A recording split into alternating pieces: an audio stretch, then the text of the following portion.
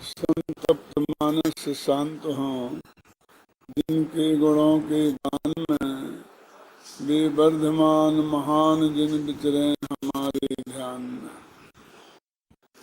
रहस्यपूर्ण चिट्ठी चल रही है। आपके पास जो किताब है उसमें पेज नंबर 7 निकालिए। 7 में पेज पर नीचे से 5-7 पंक्तियों के ऊपर, ऊपर से 5-6 पंक्तियों के ऊपर मति श्रुतियों और अवधियों, ये सूत्र है तत्वा सूत्र का। उसके नीचे से अपन को पढ़ना है। तथा तुमने प्रत्यक्ष परोक्ष का प्रश्न लिखा, सो भाई जी प्रत्यक्ष परोक्ष तो सम्यक्त के भेद हैं नहीं।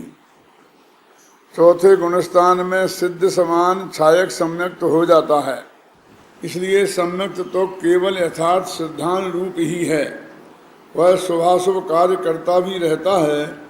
इसलिए तुमने जो लिखा कि निश्चय सम्यक्त प्रत्यक्ष है और व्यवहार सम्यक्त परोक्ष है, सो ऐसा नहीं है। सम्यक्त के 3 भेद हैं।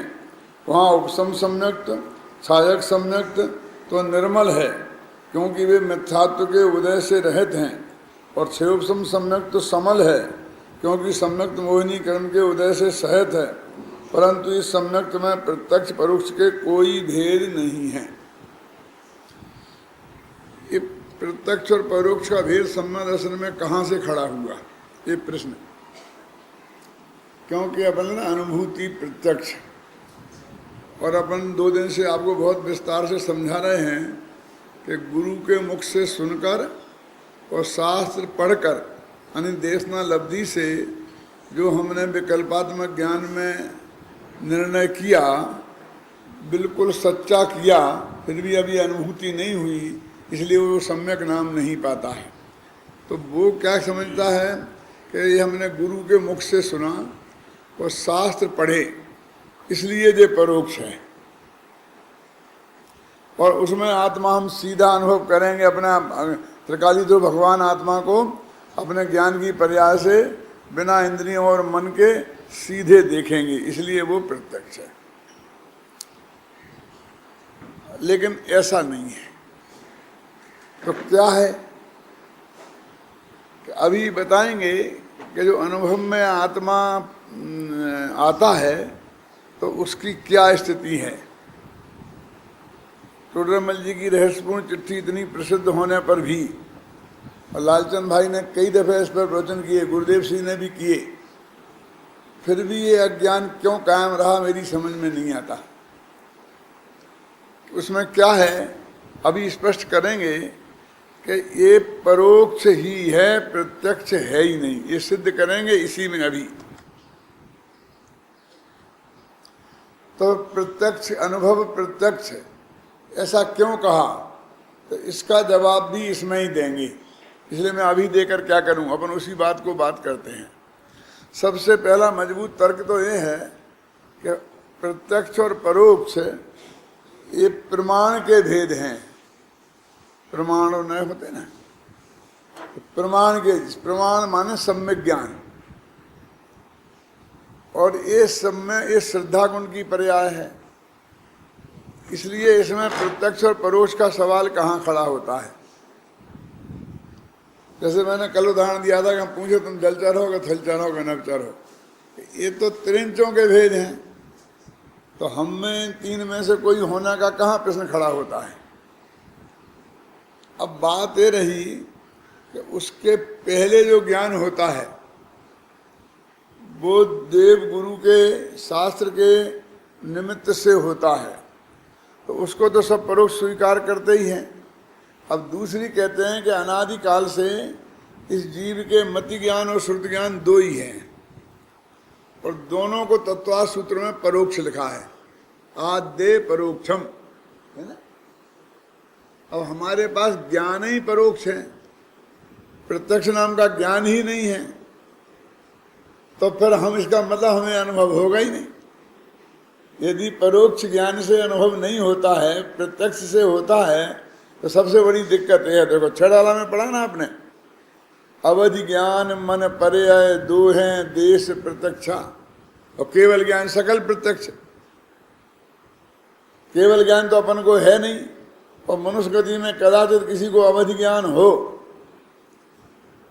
तो अवधि ज्ञान भी रूपी पदार्थ को ही जानता है, पुद्गल को ही जानता है, तो वो आत्मा को जानता नहीं है। तो तीनों जो प्रत्यक्ष ज्ञान हैं वो हमारे पास है नहीं, और आत्मा यदि प्रत्यक्ष ज्ञान का विषय बने तो आत्मा हमारे ज्ञान का विषय बनेगा ही नहीं। तो वो ये कहते हैं कि हमने वो देव गुरु से समझा वो भी परोक्ष है, और जो हमने आत्मा का अनुभव किया वो भी प्रत्यक्ष है, परोक्ष है। तो उन्होंने कहा कि देखो, शास्त्र में एक तो होता है पारमार्थिक प्रत्यक्ष, सब इसमें लिखा है, घर पे जाके शांति से पढ़ लेना, और एक होता है साम व्यवहारिक प्रत्यक्ष। नाम सुने कभी? ये सब न्याय शास्त्र में आते हैं। और हमारे यहाँ तो जो विद्यालय में विद्यार्थी भर्ती होते हैं ना, तो पहली साल में नहीं, पहली साल के पहले महीने में ये पढ़ा दिया जाता है। परीक्षा मुख में है ये सब चर्चा, और परीक्षा मुख हमारे यहाँ कोर्स में है कि प्रमाण कितने प्रकार का होता है, तत्वासूत्र है, वो भी कोर्स में है। उनमें इन सब लोगों ने पढ़ा है जो हमारे यहाँ बैठे हैं विद्यार्थी। अब बहुत से लोग कहते हैं कहाँ हैं आपके विद्यार्थी, हमें तो एक भी नहीं दिखता है। मैं कहा हमारे विद्यार्थियों के अलावा तुम्हें दिखता क्या है यहाँ? जतीश भाई से लेकर तुम्हारे महेंद्र तक, और जो भी समझ लो, तुम्हारे पंडित अशोक जी तक, ये सब हमारे विद्यार्थी तो हैं। इनने ये सब पढ़ा है। वो मेरे कहने का मतलब, इनके लिए तो कोई कठिन बात नहीं है कि दो प्रकार के न्याय शास्त्र में प्रमाण बताए हैं। एक का नाम है पारमार्थिक और एक का नाम है साम व्यवहारिक। तो पारमार्थिक से प्रत्यक्ष तो सीधा आत्मा से जाने, इसमें इंद्रिय मन का सहयोग नहीं हो। जैसे वो केवल ज्ञान, अवधि ज्ञान और मन पर ज्ञान है, तो वो आत्मा इनके हो नहीं सकता, अभी आज सिद्ध हो गया। अब साम व्यवहारिक प्रत्यक्ष बोलते हैं काय को? इंद्रिय प्रत्यक्ष को। अपन बोलते हैं ना मैंने अपनी आंख से देखा, प्रत्यक्ष देखा, ऐसा बोलते नहीं। इसकी दो तरह से व्याख्या होती है, सर्वार्थ सिद्धि में दी है। अक्षम अक्षम तक्षम अक्षम प्रति यद वर्तते तत्प्रत्यक्षम। जो अक्ष के प्रति जिम्मेवार हो, उसके प्रति वर्ते, उसका नाम है प्रत्यक्ष। और अक्ष माने आत्मा भी होता है, और अक्ष माने इंद्रियां भी होती हैं। तो वो निश्चय पारमार्थिक प्रत्यक्ष है ना, वो तो आत्मा से सीधा ज्ञान हो, इसलिए वो प्रत्यक्ष है। और ये जो दूसरा है ना, ये इंद्रियों से सीधा ज्ञान हो, यानी हमने अपनी आंख से देखा हो वो ज्ञान, तो हम उसे प्रत्यक्ष कहते हैं। उसे बोलते हैं साम व्यवहारिक प्रत्यक्ष। साम व्यवहारिक प्रत्यक्ष माने वास्तव में प्रत्यक्ष नहीं है, लेकिन व्यवहार में दुनिया उसे प्रत्यक्ष कहती है कि हमने अपनी आंखों से प्रत्यक्ष देखा। अरे तुमने भले आदमी आंखों से देखा तो परोक्ष हो गया, पराधीन हो गया ना, पराधीनत्वात् परोक्षम। अब खैर दो प्रत्यक्ष हो गए। तो पहला प्रत्यक्ष तो वो कहते है ही नहीं, केवल ज्ञान जैसी निर्मलता तो है। आत्मा जब हम देखते हैं अनुभव में, तो जैसा केवल ज्ञान में दिखते हैं ना, असंख्य प्रदेश अनंत गुण, ऐसे अनुभव में बिल्कुल नहीं दिखते। तो कहते साम व्यवहारिक प्रत्यक्ष क्यों नहीं है? तो वो कहते हैं कि आंख से अपन जो देखते हैं ना, उसमें जितनी स्पष्टता है, निर्मलता है, आत्मा के अनुभव में, आत्मा के देखने में उतनी निर्मलता नहीं है। ये बहुत गजब की बात है। आत्मा उतना साफ भी नहीं दिखेगा। क्या कह रहे हैं नवीचंद जी? मैं आपको जितना साफ दिख रहा हूं ना, अनुभव में आत्मा सम्य दृष्टियों को, छठवें सातवें गुणस्थान वालों को उतना साफ भी नहीं दिखता, धुंधला धुंधला दिखता है। कहाँ लिखा है इसमें? निकालो भाई, देखो तुम्हारे उसमें पेज में नंबर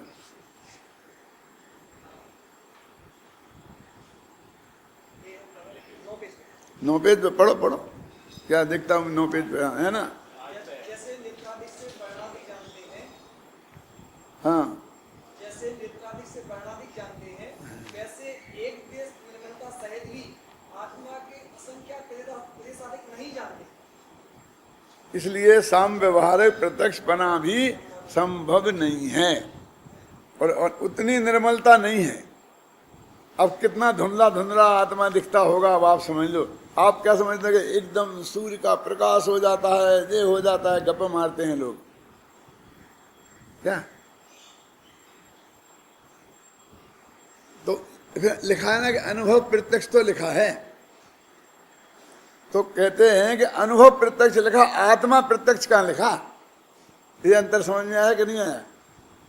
अनुभव प्रत्यक्ष और आत्मा के प्रत्यक्ष में क्या फर्क है कि जो आत्मा के अनुभव के काल में जो आपको अतीन्द्रिय आनंद की कणिका जगती है, जिसे रोमांच हो जाता है,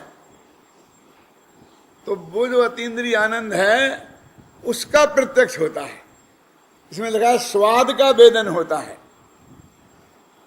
प्रत्यक्ष काम है ना। आपने एक अंधे ने ऐसा उदाहरण दिया, एक अंधे ने लड्डू खाया, तो अंधे ने लड्डू को नहीं देखा, लड्डू के स्वाद को देखा, मीठापन का, क्योंकि एक तो आंख से दिखता ही नहीं, और वो मुंह के अंदर रखा। आपने भी मुंह के अंदर रख लिया। अपन बच्चों से कहते हैं ना, आंखें बंद कर, आंखें बंद करो, मुंह खोल, और मुंह खोलता है और अपन एक चॉकलेट उसे मुंह में रख देते हैं। क्यों? उस बच्चे ने आज चॉकलेट तो देखी नहीं है, और बोलते हैं क्यों, कैसी लगी? ये बहुत अच्छी। तो उसने क्या का क्या क्या जाना? बोलो, स्वाद। तो कहते स्वाद का प्रत्यक्ष होता है, आत्मा का प्रत्यक्ष नहीं होता है। अच्छा, एक बात इस चिट्ठी में और इससे भी ज्यादा महत्वपूर्ण लिखी है कि जो आपने शास्त्र से जाना है और गुरु के मुख से जाना है, जब आप अनुभव करोगे और सम्यक दर्शन हो जाएगा तुम्हें, सच्चा निश्चय सम्यक दर्शन, तब भी जो तुमने पहले जाना था उससे ज्ञान में रंच मात्र भी वृद्धि नहीं होगी। निकालो कहाँ है तो ये सब इसमें लिखा है क्या? तो अपन मेरे अनुभव में जाकर तो एकदम जगह छकाचक हो जाएगा, अभी तो हम कुछ नहीं जानते हैं। वो कहते कुछ ज्ञान बढ़ेगा नहीं।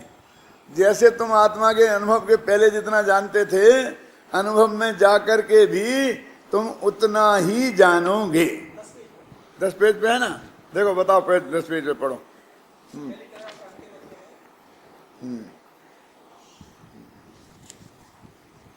वहाँ पहले जानना होता, पश्चात जो स्वरूप जाना उसी में परिणाम मग्न होते हैं। परिणाम मग्न होने पर कुछ विशेष जानपना होता नहीं है। आप समझ लिखा ना इसमें, यानी और कोई नया ज्ञान नहीं होता है वहां पर। जितना पहले तुम था उतना ही था। तो मतलब ज्ञान तो तुम्हें शास्त्र से ही करना है और गुरु से ही करना है, वो ही काम आने वाला है, और उसी में वो सम्यक दर्शन हो जाएगा रुचि से। और सम्यक दर्शन होने के बाद में भी उस ज्ञान में रंच मात्र भी वृद्धि नहीं होगी। एक ऐसा कैसे क्यों है कि आपने 10वीं क्लास की परीक्षा मार्च में दी और अभी आप मई में, कोई आपको 10वीं क्लास पास नहीं कर सकता। 10वीं में पढ़ते हैं, एक कहते हैं कि नहीं कहते हैं, और फिर जुलाई में आया रिजल्ट और आप पास हो गए फर्स्ट डिवीजन, तो आप 10वीं पास हो गए। लेकिन जो अप्रैल में जितना ज्ञान था उसमें से रंच मात्र भी वृद्धि नहीं हुई है उस सर्टिफिकेट मिलने से। क्योंकि 2 महीने तो तुमने खेले हो, कश्मीर घूमे हो, तुमने पढ़ा है ही नहीं। वो तो अप्रैल तक जो ज्ञान हो गया था वही ज्ञान है, वो सर्टिफाइड जुलाई में हुआ है। तो सर्टिफिकेट मिलने से ज्ञान बढ़ नहीं जाता है, लेकिन जगत नहीं मानता है। जगत का स्वरूप एक है, जो सर्टिफिकेट मिल जाएगा तब मानेगा। तो सम्यक दर्शन ऐसे नहीं है। बस कहते हैं जब तक सम्यक दर्शन तब होगा जब वो आत्मा देख लेगा, उससे ज्ञान में रंच मात्र भी वृद्धि नहीं होगी। क्यों? इसमें लिखा है कि आत्मा के प्रदेश नहीं दिखते हैं, गुण दिखाई नहीं देते हैं। अब आत्मा में कितने गुण हैं? कह रहे क्यों माथा मारते हो, जब अनुभव करेंगे तब देख लेंगे। अरे अनुभव में कुछ दिखने वाला नहीं है। ये तो तुम्हें शास्त्र से ही पढ़ना पड़ेंगे और वही मानना पड़ा कि अनंत गुण है। क्या जो बाद में भी तुम मानोगे ना, वो भी शास्त्र से ही माने जाएंगे, है ना। देखता फिर जब बहुत पुरानी बात है कि ऐसी बहुत चलती थी बातें कि भाई ये क्या कर, अनुभव के बिना नहीं होता, अनुभव के बिना कुछ नहीं होता। जो अनुभवी की वाणी में जो बात है वो उसकी वाणी में नहीं है। तो मैंने ये निकाल के बताया कि उसमें तो इतना भी ज्ञान बढ़ता नहीं है। वो अनुभवी भी जो बाद में बोलते हैं ना, हर्षद भाई, वे भी जो शास्त्र में पढ़ा था वो ही बोलते हैं, जो अनुभव में देखा था वो नहीं बोलते हैं, वो बोल ही नहीं सकते। वो तो वचनातीत है, वो तो इंद्रियातीत है। घी का स्वाद कैसा है ये उदाहरण दिया है, बोलो। वो तो जाना जा सकता है, बोला नहीं जा सकता है। तो जितना उपदेश होता है वो तो सदमस्त जीव, चाहे मुनिराज हो चाहे गृहस्थ, वो हमने जो पुराने शास्त्रों में पढ़ा है और गुरु मुख से पढ़ा है वो ही आपको समझाते हैं। इसलिए चाहे वे अनुभवी हो चाहे अनुभवी नहीं हो, इसलिए मैं अनुभवी की महिमा कम करने के लिए ये बात नहीं कह रहा। मैं इसलिए कह रहा हूं कि आप एक एक जगह अनुभवी की सील कहाँ देखते फिरोगे, और तुम्हें इस पंचम काल में रह करके आत्मा का कल्याण करना है कि नहीं करना है। तो जो उपलब्ध हैं उन्हीं से समझना पड़ेगा ना। तो इतना देखो ना कि आगम के प्रतिकूल नहीं है, आपके गुरुदेव की वाणी के अनुकूल उनकी वाणी है कि नहीं है ना। और इसमें ये भी लिखा है कि गुरु मिथ्या दृष्टि रह जाए, शिष्य सम्य दृष्टि हो जाए। क्यों हो जाए? क्योंकि उसके माध्यम में, क्योंकि वो उसकी बात है ही नहीं। जो कहते हैं ना अज्ञानी की वाणी निमित्त नहीं पड़ती, तो अज्ञानी की वाणी वो है ही नहीं। वो तो जिन आचार्य ने वो समय साल लिखा है वो उनकी वाणी है, और वे तो ज्ञानी थे ना। स्पीकर में से तुम्हारे कान में आवाज पड़ रही ना, हमारी तो पड़ ही नहीं रही। अभी हाल बंद हो जाए तो तुम्हारे कान तक नहीं पहुंचे, तो तुम जो सुन रहे हो वो स्पीकर की प्रमाणिकता है क्या? तो ऐसे ही हम कुंद कुंद के स्पीकर हैं हम महावीर के स्पीकर हैं, ख्याल में है ना। तो तुम हमसे हमें बीच में क्यों लपेटते हो कि तुम ज्ञानी हो गया ज्ञानी हो? नहीं, प्रैक्टिकल डिफिकल्टी है।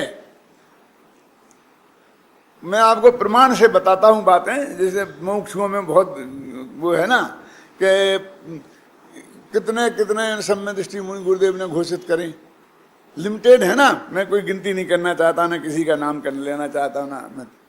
और वे पर्यूषण में कितने विद्वान प्रवचन करने भेजते थे। वे उनको सबको सम्य दृष्टि मानते थे क्या गुरुदेव? 100-200 की लिस्ट छपती थी, अब तो 500 की छपती है ना। आत्म धर्म में आई वो लिस्ट छपी है, तो वे उन्हें क्या मानते थे? तो उनका उपदेश नहीं सुनना चाहिए जनता को, तो फिर वो उनको भेजते क्यों थे? वो उसमें उनकी अनुमोदना थी कि नहीं थी? क्योंकि आत्म धर्म में लिस्ट छपती थी, आत्म धर्म तो उनका था, वे भी उसे पढ़ते थे कि नहीं पढ़ते थे? उनकी जान में था ये काम कि नहीं था? जब किसी आदमी को वो देखते थे कि ये शास्त्र के अनुकूल नहीं बोल रहा है, तो कह देते इसको मत भेजना बाबू भाई। इसका क्या मतलब? बाकी को भेजना। हाँ जगदीश भाई, तो अब तुम्हें गुरुदेव मानते हैं कि अज्ञानी का नहीं सुनना, सम्मदृष्टि का सुनना, मतलब ये क्या मानते हैं? ये प्रूफ है ना कि हमसे अकेले में कही थी। लेकिन अकेले में कही थी प्रमाण होती है कि तुम उसमें नमक मिर्च लगा रहे हो कि ये तो जगत प्रसिद्ध है कि आत्म धर्म में लिस्ट छपी, अभी उठा के देख लो। क्यों? उन्होंने कहा भाई पंडित जी जाएंगे। अच्छा मालूम है, जब मैं बम्बई में आया और मैं प्रवचन हुए मंदिर में, और फिर सब जने वहाँ सोनगढ़ खबर पहुँच गई कि पंडित जी बम्बई आए थे, अच्छे बहुत अच्छे प्रवचन हुए, बहुत अच्छे प्रवचन हुए। तो मोटानी वगैरह गए मुकुंद भाई, तो उन्होंने गुरुदेव को सुनाया, बहुत मजा आया साहब, बहुत अच्छे प्रवचन हुए। तो गुरुदेव ने कहा पंडाल बांधा था ये पूछा, पंडाल बांधा था कि नहीं साहब? पंडाल तो नहीं बांधा। शर्म नहीं आती तुमको? पंडाल नहीं बांधा? मरते हो बम्बई वाले, भूखों मरते हो। ये गुरुदेव ने कहा पंडाल नहीं बांधा, तो अभी वो सम्य दृष्टि है कि मिथ्या दृष्टि है ज्यादा कंफर्म करी नहीं, और पंडाल बांध के बम्बई में प्रवचन करवाना चाहते हैं। बोलो देख, क्या मेरे समझ गए ना? अरे वो जो सैद्धांतिक बात है कि ज्ञानी गुरु ही निमित्त होता है, उसमें किसी को विरोध नहीं है। तो ज्ञानी गुरु वो है ना, कुंद कुंद स्वामी जी है ना। हम कहाँ हैं कि हम कहते हैं भाई इतना ही तो आ गई, थोड़ी हमारे बीच में आड़ हो गई, आज तुम्हारे सामने वेद नहीं है। ऐसा नहीं होता है। जब गुरुदेव का टेप चलता है और उसमें से बहुत सी बातें समझ में नहीं आती हैं, तो बगल में बैठा हुआ पंडित समझाता है, तो वो गुरुदेव की बात है कि पंडित की? तो बगल में बैठ के समझाए। ये मद्रास में पंचकल्याणक हुआ था, तो गुरुदेव प्रवचन करते थे, और भरत चक्रवर्ती एक शास्त्री थे, हमारे सहपाठी थे, तो वो तमिल भाषा में सबको अनुवाद कर करके बताते थे गुरुदेव का प्रवचन। तो वो जो जनता सुनती थी वो गुरुदेव के प्रवचन को सुनती थी कि भरत चक्रवर्ती के? बोलो, वो भरत चक्रवर्ती बाहुबली के भाई नहीं, हमारे साथ में पढ़ते थे एक भरत चक्रवर्ती और अपने तमिल आत्म धर्म के संपादक भी थे। अब तो स्वर्गवास हो गया उनका, ख्याल में है ना। तो अब यानी हम इतना विवेक नहीं करें, इसमें लिखा है। अब देखो अनुभव में क्या होता है, देखो जरा कच्चा चिट्ठा पढ़ते हैं आपको। वही पेज नंबर 10 निकालो ऊपर से। यानी हमने अनुभव के बारे में क्या क्या मान रखा है और इस चिट्ठी में क्या लिखा है। पेज नंबर 9 निकालो नीचे से।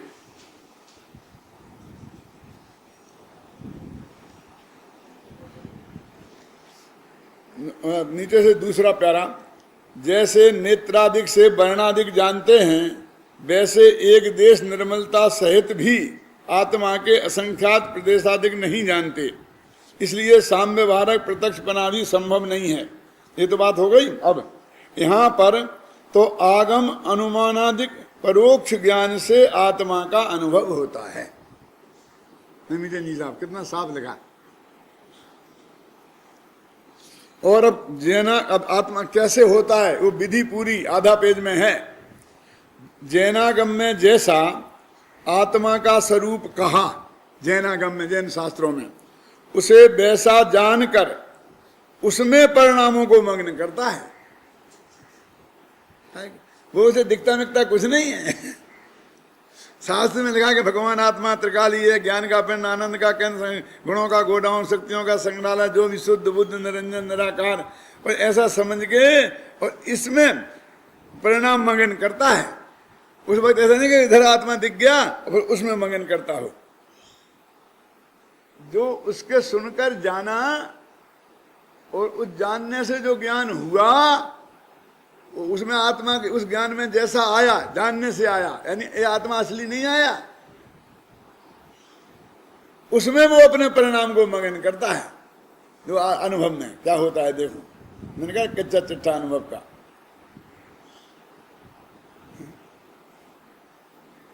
और आगे देखो, इसलिए आगम परोक्ष प्रमाण कहते हैं। आगम प्रमाण को परोक्ष प्रमाण कहते हैं।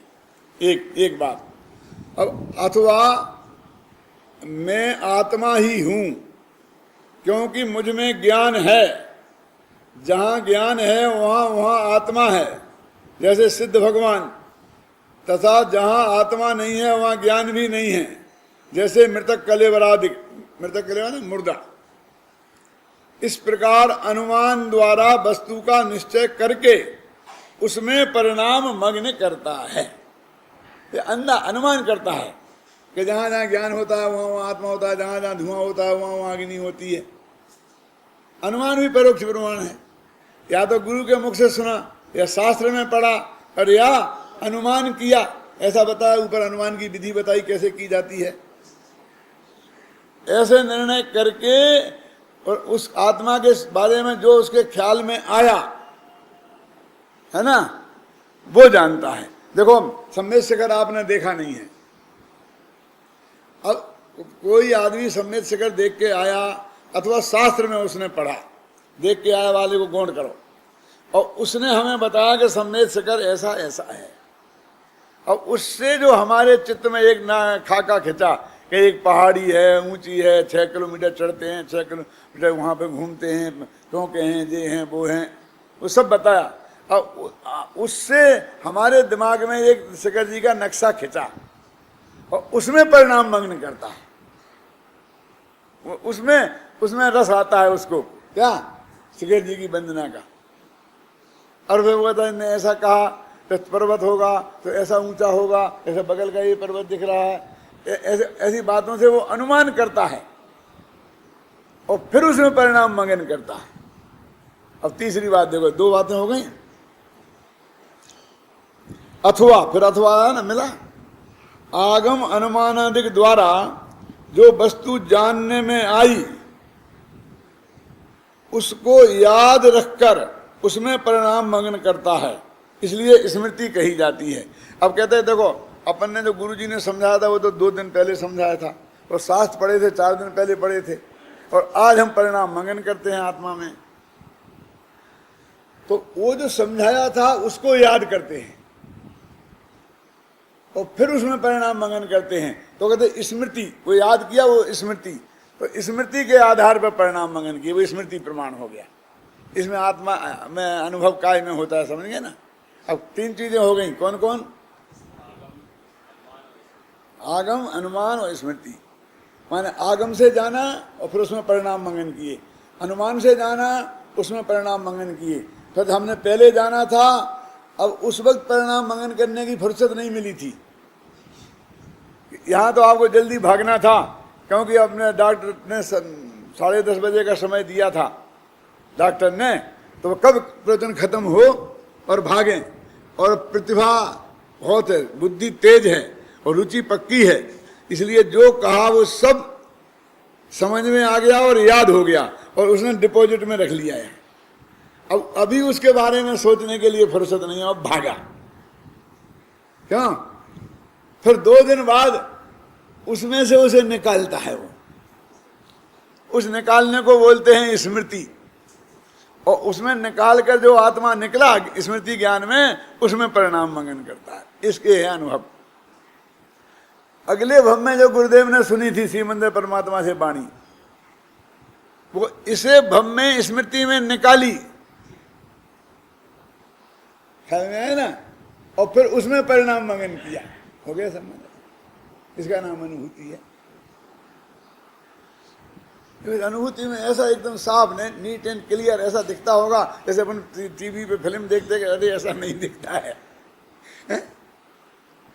पर ये मोक्षमाय प्रकाशक के अंत में छपी है चिट्ठी, और 1 लाख से ज्यादा प्रतियां मोक्षमाय प्रकाशक की छप गई, तो 1 लाख से ज्यादा आप लोगों के पास पहुंच गई, है ना। और आपने पढ़ी, गुरुदेव के प्रवचन हो गए और विद्वानों के प्रवचन हो गए, और फिर भी ध्यान नहीं रहता। आज मैं कर रहा हूँ, वो कल रहेगा इसकी कोई गारंटी नहीं। कल उसी धुन में आत्मा प्रत्यक्ष दिखता तो एकदम बिल्कुल साफ साफ क्लियर क्लियर दिखते होंगे, तो कुछ नहीं दिखता है।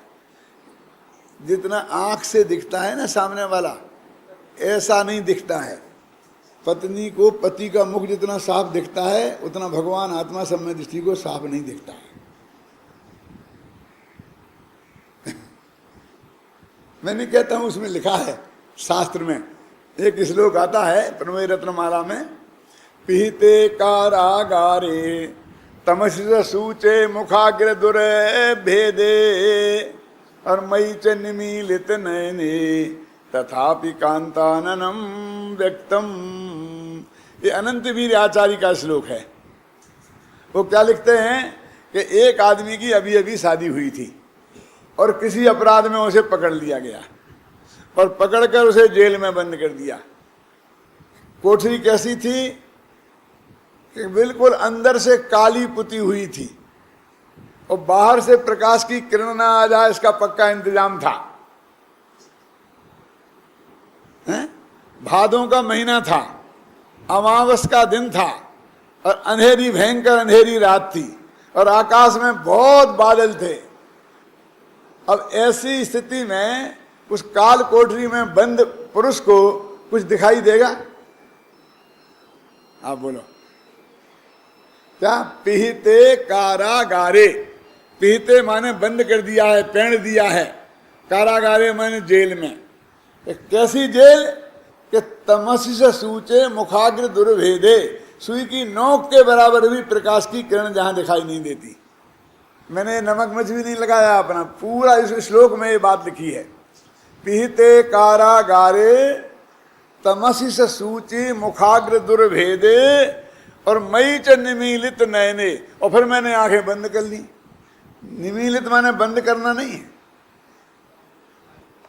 इस तरह बंद करना, अच्छी तरह है कि जिसमें कहीं कोई गुंजाइश दिखने की नहीं रहे। मई च निमीलित नयने, मैंने दोनों आंखें बंद कर ली, एक नहीं, नयने माने 2 आंखें। तथापि कांताननम व्यक्तम, तब भी मुझे अपनी पत्नी का मुख साफ साफ दिखाई दे रहा है, ऐसा उसने लिखा। अब मैं आपसे पूछता हूं, यहां पर कौन सा उदाहरण बैठेगा? वही स्मृति प्रमाण। समझ? क्योंकि अब उसने अभी तो देखा नहीं है, जब देखा था आंख से और उसके ज्ञान में वो बात बैठ गई थी धारणा में, अब उसने बंद कमरे में उस धारणा में से निकाला स्मृति में, क्यों? और उसमें अपने परिणाम मगन किए। उसको वो बोलता है कि मुझे पत्नी का मुख दिखता है, दिखता दिखता नहीं है। ऐसे ही अनुभव में आत्मा दिखता है, बोलते हैं दिखता दिखता नहीं है। हैं? 3 बातें हो गई। कौन कौन सी? आगम के आधार पर, अनुमान के आधार पर, स्मृति के आधार पर। देखो मैं इतने दिनों से मैं बार बार कहता हूं ना, आगम की महिमा बताता हूं आपको, गुरु के मुख से समझने की महिमा बताता हूं। गुरुदेव भी फरमाते थे ना कि 2-4 घंटे स्वाध्याय अवश्य जोइए, सत्समागम अवश्य जोइए। गुरु के मुख से बात सुनने की बहुत जरूरियात है। नहीं तो अपने सब लोग घर छोड़ छोड़ के और मकान बना बना करके वहां जाके क्यों रहते थे, है ना? बम्बई छोड़ के, गुजरात छोड़ के, कलकत्ता छोड़ के, कितने भाई वहां जाकर के रहते थे कि नहीं रहते थे? क्या सभामल जी, आपके पापा जाकर वहां 4-4 महीना काय को रहते थे?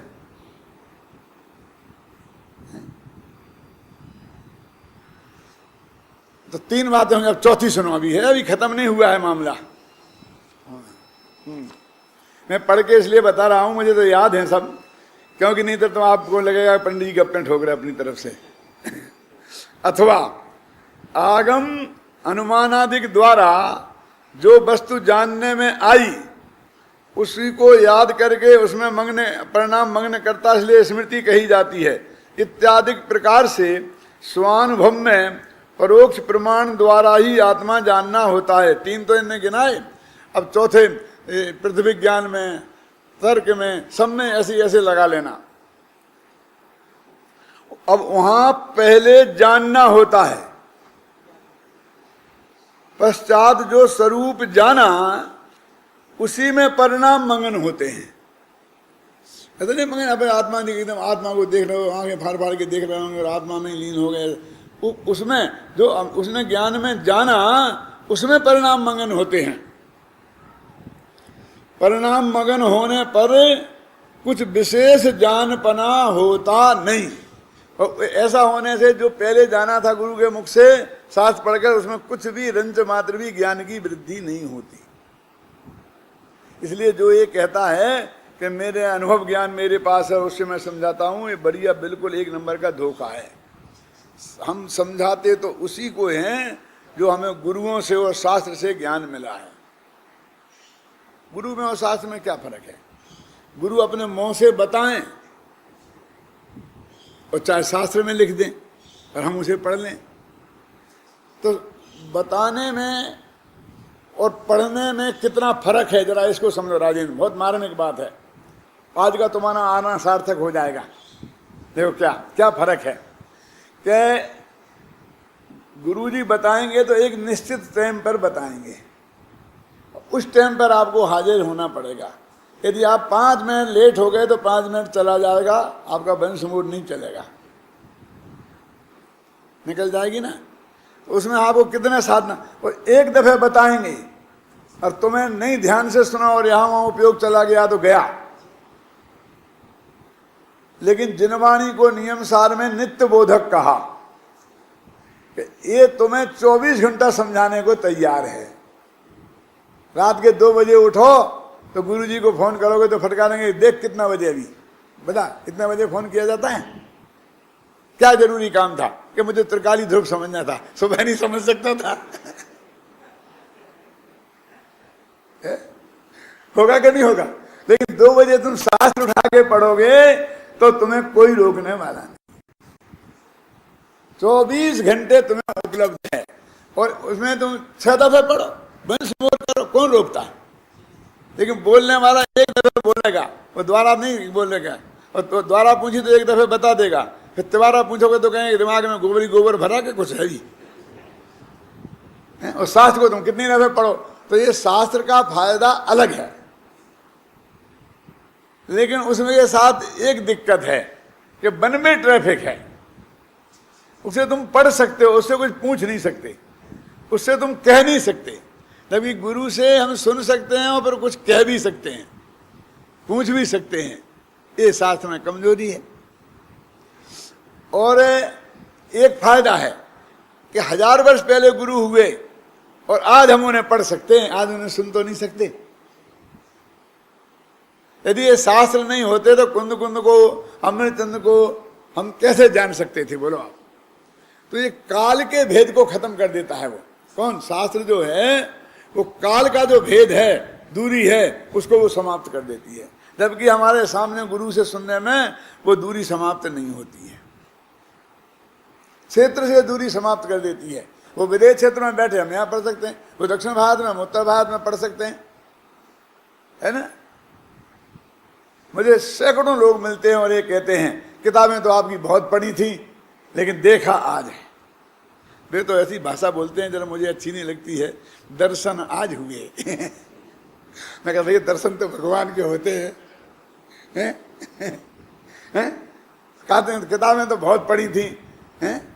अब टीवी पे देखा था, मैं सिमरण में बोला, में 10-5 बच्चे आए, अरे टीवी वाले पंडित जी, टीवी वाले पंडित जी, टीवी वाले पंडित जी थे। अपने मम्मी को पापा को कह रहे थे, पकड़ पकड़ के लाए, देखो देखो वो जा रहे टीवी वाले पंडित जी। तो इस अंतर समझ में आया ना प्रत्यक्ष और परोक्ष का। तो वो ये दिक्कत है उसमें, शास्त्र में 1000 वर्ष पुराने का फायदा है, लेकिन गुरु अकेले जबान से नहीं बोलते हैं, अपनी आंखों से भी बोलते हैं, चेहरे के हाव भावों से भी बोलते हैं, हाथों से भी बोलते हैं। सुनो भाई सुनो, ऐसा बोलते कि नहीं बोलते? वो शास्त्र में नहीं मिलेगा, वो शास्त्र में इशारे नहीं मिलेंगे आपको, चेहरे के भाव पढ़ने को नहीं मिलेंगे कि जब वो लिख रहे थे तो उनके चेहरे पे कैसे भाव आ रहे थे, क्यों? तो अकेली एक बात से ही थोड़ी बात पहुंचती है जनता तक, 1000 तरीके हैं जनता तक पहुंचाने के लिए। शायद मैंने पहले कोलकाता में 10-5 साल पहले ये बात कही थी, आज फिर याद दिलाता हूँ कि आप जानते हैं श्री कृष्ण के एक दोस्त थे जिनका नाम था उद्धव, ऊधो। वो ज्ञान मार्गी थे, अपनी भाषा में कहो तो निश्चय नए वाले थे, और गोपियां जो थी वो विवाह नए वाली थी, यानी वो मानती थी कि कृष्ण की भक्ति से हमें संसार से पार हो जाएंगे, भक्ति मार्गी थी। और ये मानते थे भक्ति मुक्ति से कुछ नहीं होने वाला है, जैसा कि मैंने कल बोला था ना। वो मेरी पार्टी के थे उद्धव, वो कहते थे भैया जब तक अपने आत्मा को समझोगे नहीं, उधर नहीं जाओगे तो कुछ होने वाला नहीं है भावुकता से, है ना। तो श्री कृष्ण भाग के आ गए यहाँ मथुरा, वृंदावन से मथुरा राजनीति करने के लिए। तो वो गोपियां बहुत वियोग में रोती थी, तो उनने उद्धव को उन्हें समझाने भेजा। उनमें उनके 2 मतलब थे कि उद्धव भक्ति की महिमा नहीं जानता है, तो गोपियों की जब भक्ति देखेगा तो इसकी भी समझ में कुछ आएगी, और भक्तियां ज्ञान मार्ग को नहीं जानती हैं, तो जिसके लंबे लंबे भाषण होंगे तो उनकी भी समझ में कुछ आएगी। इस प्रयोजन से उसने उद्धव को भेजा। अब उद्धव ने वहां बहुत समझाया, मैं लंबा किस्सा आपको नहीं सुनाऊंगा। उसके ऊपर किताबों की किताबें लिखी हैं हिंदी साहित्य में, सैकड़ों पेज की, 4000 पद तो अकेले सूरदास ने लिखे भ्रमर गीत के नाम से, 4000 भजन सूरदास ने लिखे, बहुत मैंने बहुत पढ़े हैं। अब वो जब लौट के आने लग गए, हार मान के, उनने कुछ नहीं समझा, समझे ना, हार मान के लौट के आने लगे, तो उनने गोपियों से कहा कि तुम्हें कोई समाचार कहना है श्री कृष्ण से तो मैं कह दूंगा। उस वो चिट्ठी पत्री तो चलती नहीं थी, तो गोपियों ने कहा हाँ कहना है। इतना कहा और गदगद हो गई, आंखों में आंसू आ गए और कुछ बोल नहीं सकी। उद्धव बोले, श्री कृष्ण ने जाते ही पूछा, बोलो कुछ कहा गोपियों ने, कोई समाचार? कि हाँ, ने कु कही बैनने अनेक कही नैननी, और रही सही सो कहे दीनी हिचकीन सो। आया समझ में? बैनन माने बातों से तो बहुत कम कहा, इतना ही कहा कि इतना कह देना, आगे नहीं बोल सकी। और बाकी बात आंखों से कह दी, आंखों से आंसू की धारा बहने लग गई। और जो कुछ बची थी वो हिचकी आने लगी। हिचकी समझते हैं, बोल नहीं पाए, शब्द नहीं निकले। तो ने कु कही बैननी, अनेक कु कही नैननी, और रही सही सोऊ कह दीनी हिचकीन सो। उद्धव बोले श्री कृष्ण को समझ में आ गया कि सब कुछ समझ में आ गया कि मेरे वियोग में वे कितनी दुखी हैं। बस यही तो बात उन्हें कहनी थी और यही मुझे जाननी थी। तो अकेली बातों से बात नहीं होती है, बहुत सी बात आंखों से भी होती है और बहुत सी बात हिचकियों से भी होती है और चेष्टाओं से भी होती है। शास्त्र में वो नहीं हो सकती। ख्याल में ना, सीधा सीधा पढ़ना पड़ेगा आपको। ये प्रवचन मैं कर रहा हूं ना और आप सुन रहे हैं, रस ले रहे हैं, तो मैं यही लिखूंगा किताब में तो आप ये नहीं देख पाएंगे जो अभी आपने देखा है। जो सुना है वो तो पढ़ लेंगे है ना, देखा है। देखो गुरुदेव श्री के प्रवचन अपन लोग सीधी से सुनते हैं कि नहीं, लेकिन जिनने गुरुदेव श्री को वर्षों साक्षात सुना है उन्हें तो एक एक प्रवचन की एक एक बात पर उनका एक्शन ख्याल में आता है। जब ऐसा कहते थे तो ऐसा बोलते थे, ऐसा उनका चेहरा होता था। आता क्या नहीं आता। और उन्हें जो मजा आता है, और जिनने गुरुदेव को देखा ही नहीं है उनकी में तो बस आत्मा आत्मा आत्मा, हमें तो नहीं, हमारे लिए तो जुगल जी का लगा दो, डॉक्टर साहब का लगा दो, हमारी समझ में गुरुदेव का नहीं आता है ना। ऐसे देश की पोजीशन, यानी सामने जो सुनना है वो। इसलिए गुरु का महत्व अपनी जगह है और शास्त्र का महत्व अपनी जगह है। यदि गुरु के पीछे पड़ जाएंगे तो 24 घंटा हर जगह आपको उपलब्ध नहीं होंगे, न मालूम कहाँ मिलेंगे और कब मिलेंगे। और शास्त्र के अकेले पीछे पड़ जाएंगे तो गुरु के माध्यम से जो इशारों से बात समझ में आती है और हम प्रश्न करके उत्तर करके समझ सकते हैं, वो लाभ नहीं होगा। इसलिए दोनों का लाभ लेना चाहिए, काय का, गुरु का और शास्त्र का। और दोनों से आत्मा का स्वरूप समझो और उसी में परिणाम मगन करोगे तो अनुभव हो जाएगा। और अनुभव में कोई और तुम्हें जानने को मिलेगा। इस धोखे में मत रहना, उस भरोसे में मत रहना। जानने को तो यहाँ ही मिलेगा आनंद।